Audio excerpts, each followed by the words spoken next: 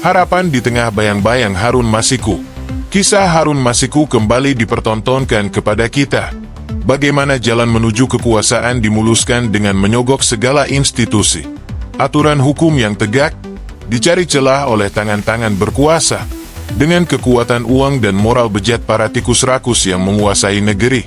Kasus ini bukan lagi cerita baru, bukan hanya mengguncang Aceh, tetapi menjadi wajah kelam Indonesia.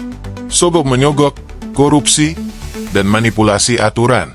Dari desa hingga istana, seolah menjadi hal yang wajar, seakan hukum adalah alat, bukan pondasi keadilan. Inilah negeri yang kita cintai, di mana idealisme sering kali terkubur oleh kerakusan, dan perjuangan suci rakyat dikotori oleh ambisi pribadi. Aceh, dengan sejarah panjang perjuangan dan pengorbanannya, tampaknya masih harus berjuang menghadapi tantangan moral dari dalam.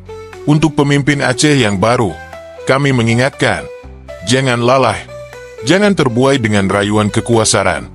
Ingat dari mana kita berasal, dari perjuangan, bukan dari kenyamanan.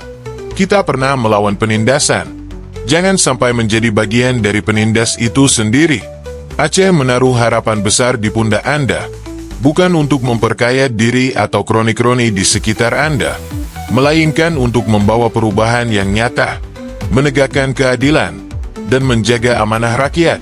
Kita sudah cukup menyaksikan bagaimana moral bangsa ini diruntuhkan oleh mereka yang menjadikan uang sebagai Tuhan dan kekuasaan sebagai tujuan akhir. Jangan biarkan Aceh menjadi bagian dari cerita kelam itu.